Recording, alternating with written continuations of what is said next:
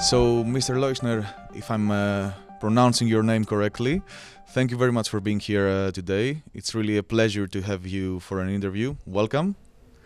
Thank you very much. Pleasure for me to be invited from media. Great. And to be here.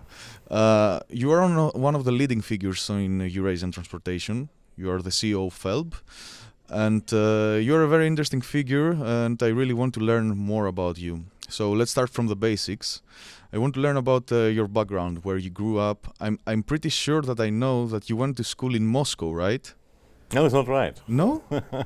I thought that we had this discussion in Rail Freight Summit Poland. No, I was a long time working in Moscow, and it was a real nice time. But I studied in Prague, in Czech Republic, and that was a great time for me. I studied foreign trade operations. Right. That is, of course, up to now, supporting all in my ideas and relations also to the Eastern European world. All right. And where are you from originally? I'm originally from Eastern Germany. Eastern Germany. And it was for me really a good chance during GDR time in the 80s to come to Prague and to open my views, my perspectives a little bit more internationally and to learn languages and to get some inputs from outside, and it was an amazing time. How did you choose Prague for your studies? Was it because of the study program, or? It was a question of the study program, yeah. When I went to Prague, I was still not so sure in Czech language, but it happens quite well and quite quick, and it is still for me a very, very great experience to have this input in my life. So from what I understand, you speak Czech, you speak German, and what other languages? Of course, I'm speaking Czech, German, yeah. I'm of course speaking Russian. That is for me a very, very important tool. English. And of course, I was also a couple of months in China and started to speak Mandarin a little bit. Okay. And a little bit French and then Italian. All right, so you're multilingual for sure. I'm trying to do so because, you know, in my personal understanding, I'm a logistic guy, of course, but one of my tools are the languages, and in this way, I feel very, very often as an interpreter, and that is quite important to become a guy who can understand different cultures and to find each other personally, because that is the basic for doing business. Understanding cultures, this is like one of the main keys for success in your business, right? Business Absolutely, sector.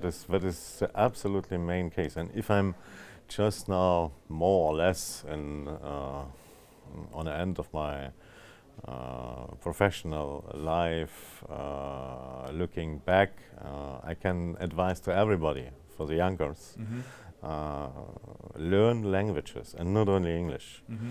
To explain, for example, to Russians something about Western values in American English, it is absolutely without success.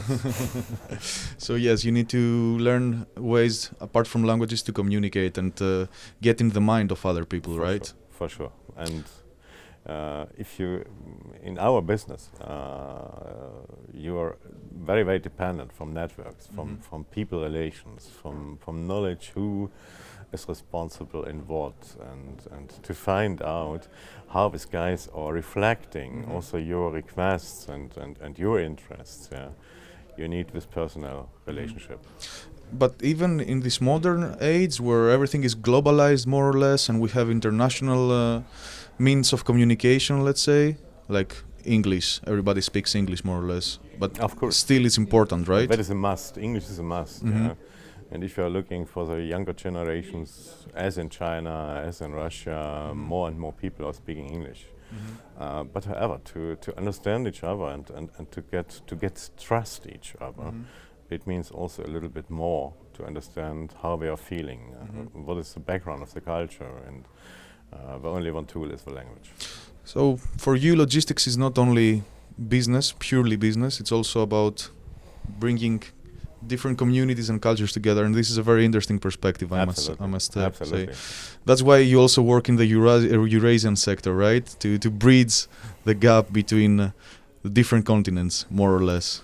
When I joined into the Eurasian sector, I was related with my former company, where I was a shareholder, and also later when I started to join into Deutsche Bahn structures and into Schenker structures, very, very related to the CIS country business and also to China. Yeah. And nobody could at this moment expect what is happening with our product portfolio, and we had a lot of hope, but it was not secured. And today we know we are over the, I would say, children time, yeah? And we have the problems of younger guys. Yes. Looking for certain different directions and checking up what is possible and what's not. But it's very interesting, and that is my feeling up to now. Yeah. So you're still intrigued by the sector, right? Absolutely. Okay. And motivated every day for that. That sounds good. And I'm going to get back on this, because right now you're the CEO of FELB, but I would like to know your professional background as well a bit. Did you have other executive roles before FELB? Yeah, of course. I joined into the logistic business in the middle of the 90s, and I had a chance to take part as a shareholder of a structure, Rivico, that was a mid-sized company, but developing 3PL services in especially Eastern European countries. Finally, we had 15 countries, including China.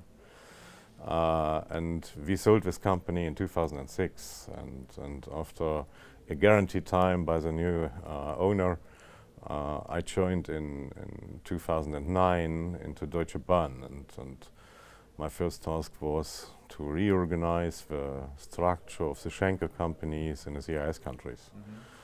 And that was not an easy job, but nevertheless it was very, very focusing me for Eurasian business challenges, and in this way I'm happy that from 2014 I took over the CEO function of DB Cargo Russia, and I later reorganized the Trans-Eurasia Logistics into the DB Cargo Eurasia company as a managing director, and from this time I got a lot of experiences, and my task was every time to think with my colleagues what we can do to improve our service, and that is up to now my task. Yeah. And in 2020 I decided to left DB and for some internal reasons, and to find out a new focus for continuing in my ideas and my efforts. And it took only a couple of days when the colleagues from the board of SED called me and asked me, "You're ready to go to FELB?" And of course I had a perspective to FELB from outside, yeah. But however, it was more or less also a black hole, yeah.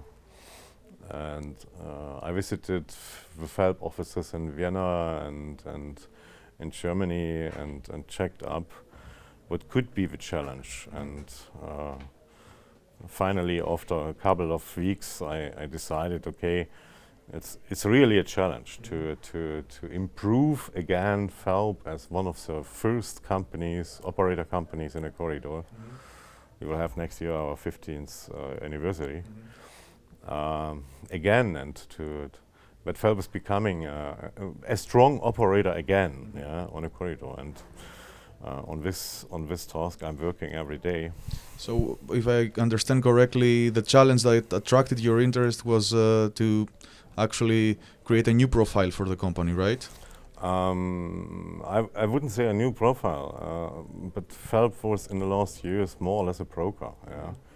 And we know we need strong operators, companies guaranteeing the whole service and to connect with certain different partners on a corridor and to find out new ways and new elements to present to the market a product which will have not only an attractiveness, which can also close the requests of more and more clients we are trying to invite to work with railway as very modern and very substantial ways of logistics and of shipments. And do you find your role quite challenging in doing that? Absolutely. One of my first steps I had done, and that is not a pleasure of my employees, to start with a procedure of certification ISO 9001 to recover all our internal and also outside processes of our actings. And we had in 2020 only 18% of our revenues as our own direct operator business. The rest was more or less a broker business, and it is absolutely dramatically changed just now. We are acting at the moment with 85% own business, and we have really good results for 2021, but we have to secure that also in 22. Now, FELB stands for Far East Land Bridge, right? That's right. Are there a lot of gaps to bridge between China and Europe, you think? Of course, it is the challenging issue, and my understanding is, for our operations, we have to organize 3 circles. One circle is for transportation and the shipment in China. One circle is for transportation and shipment on certain different ways in 1520 in the CIS countries. And one task is to organize a very, very efficient transportation procedure in Europe. And as you know, I already started in my DB time to establish multimodal solutions to go via Kaliningrad and the Baltic Sea to Europe. And at this time it was beginning, we started that in 2007 with negotiations, and it was not I would say a project getting support from everybody. Today it is a normal project and everybody is crying, hey, Kaliningrad is full. But however, multimodal solutions on a way between China or between Asia and Europe is an absolutely must for the future, and it is up to now it is normal. But we have to indicate another new directions, and FELB just now started, and I'm pushing that to to go via St. Petersburg in the near future with more volumes, and absolutely sure we will find out good ways to secure also the growth in a corridor in the future.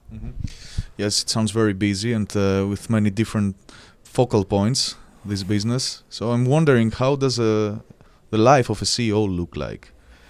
How does your everyday life is? Do you have free time? Do you only focus on work?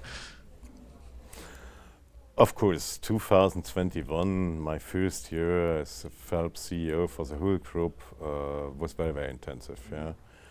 But nevertheless, I'm also trying to be who I am. I have a family with 3 children, and I'm already a great father, and I'm going back also to Berlin continuously for a couple of hours or 2-3 days, and of course, I'm still trying also to fill my hobbies. I was a former sportsman in GDR. What kind of sports? I was swimmer, and I was also playing in a national team of our water ball sport, and I'm still trying to do so, and for me, I'm a private pilot with a small own airplane, and if the weather is good, I'm also trying to fly. And Vienna and Berlin is not so far away each other, and I'm also just sometimes using my airplane to go to my working place and to go. It must be fun, right? It's very funny. And does your background in sport play the role in the way that you perceive business in terms of competitiveness? Do you also always want to be a winner? Of course, maybe it is one of the backgrounds of my life. I learned a lot at this time as a young guy, and it's another advice. You have to learn that you have to battle about everything what you are trying to reach, and that was every time a principle in my life, and still inside my hearse and my ideas, and of course that's very important for me. And you mentioned that you have 3 children. Are they studying now? How old are they? I have 2 daughters, 35 and 37 years old. Is any one of them Living- involved in logistics? No, we are working at the moment in a hotel business, Okay. and in a tourism business. So nobody followed the steps of their but father. we are very, very international acting. Okay. Yeah, also in Asia, and my larger daughter a long time in US. And I have a son who is just now 22 years old, and he is studying, and he is also trying to follow up some of my background experiences. And I Okay. hope so that he will find also his way, maybe also in the logistic industry. Of course. Now, you mentioned previously that you're moving towards the end of your professional career. Does that mean that you're getting retired in a few years? I don't know. Okay, yeah, everybody of us have age of retirement. Yeah. I'm prox 4.5 years away. For sure, I'm not trying to finish my activities on this age barrier, but nevertheless, you have to find out also, and that is also a principle in my managing understanding. I'm trying to find out young people be motivated to take over all the new tools of digitalization, of sustainability as a very, very important remark of the future business behavior.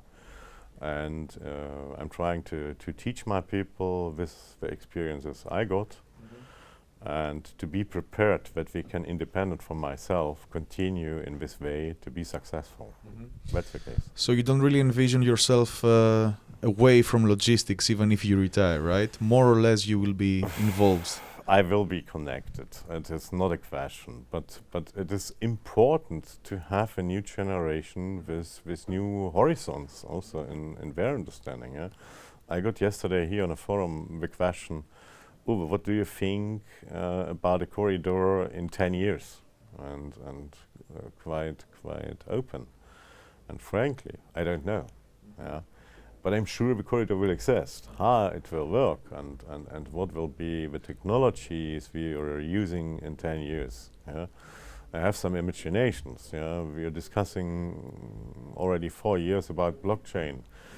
Yeah, hopefully we will get it. Yeah, but it means also we have to organize more integrated values and integrated understanding that we are service providers, and we are not only entrepreneurs to earning money.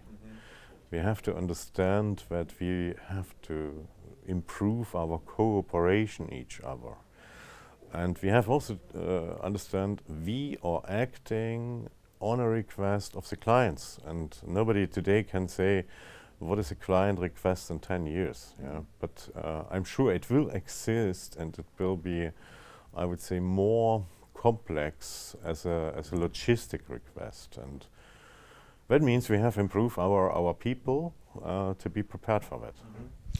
And another important aspect of the future and the new generation that will also be responsible for this aspect is sustainability.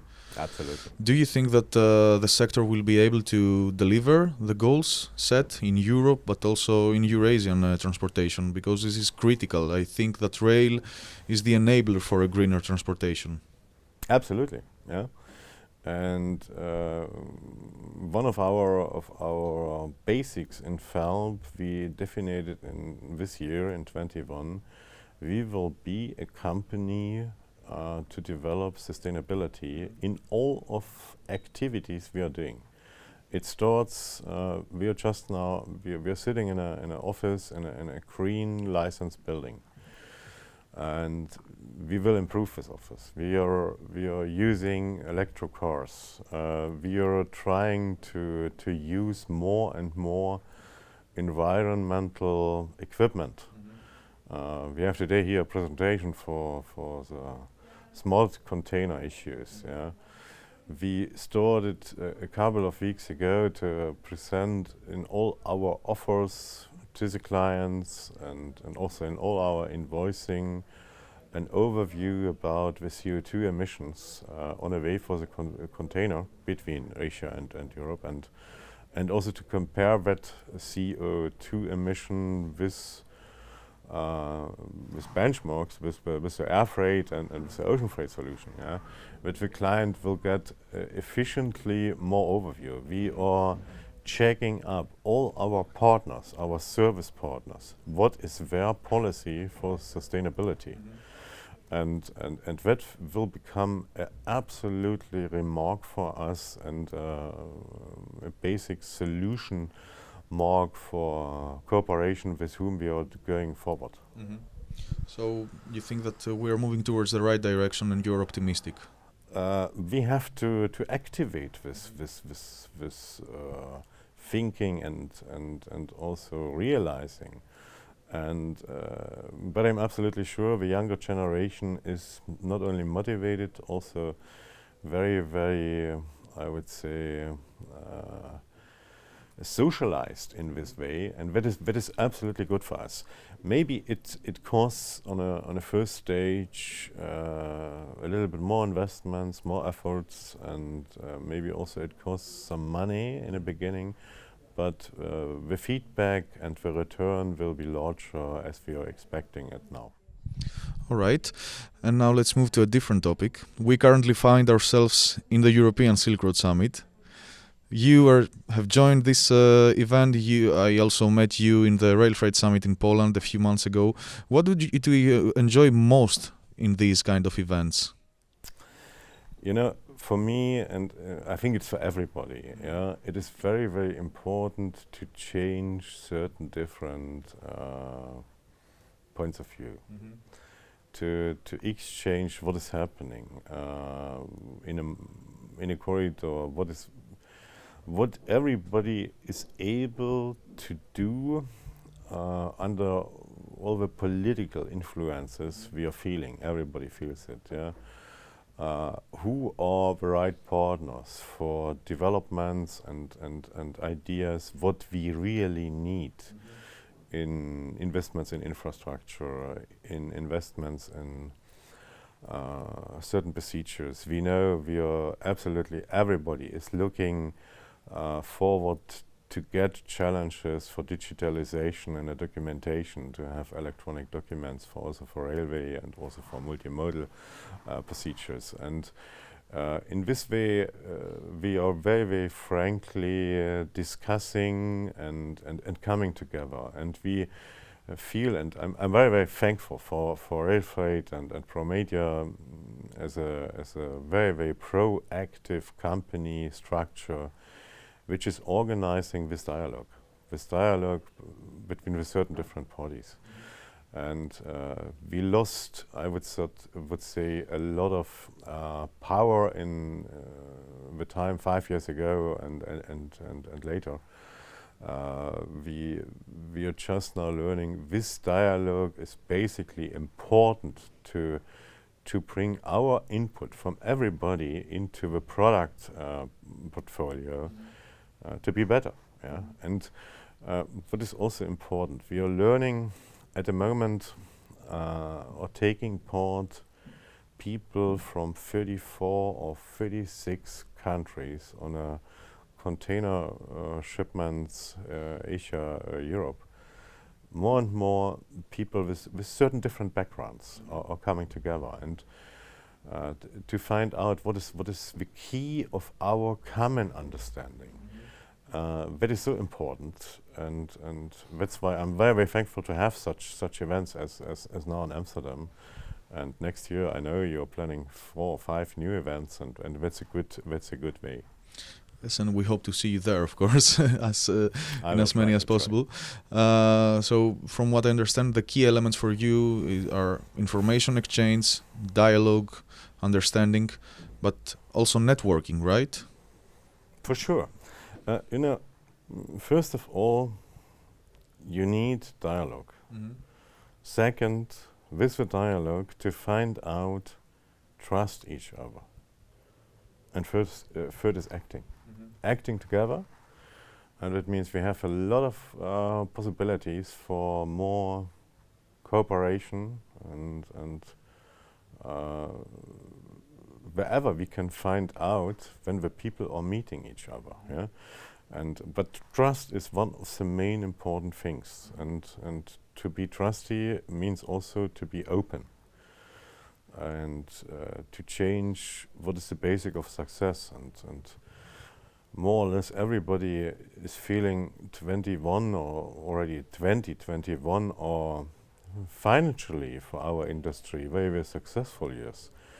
But the success was very, very influenced from the pandemic crisis over the world, and we have to secure this success also for 22, 23, 24. Yeah?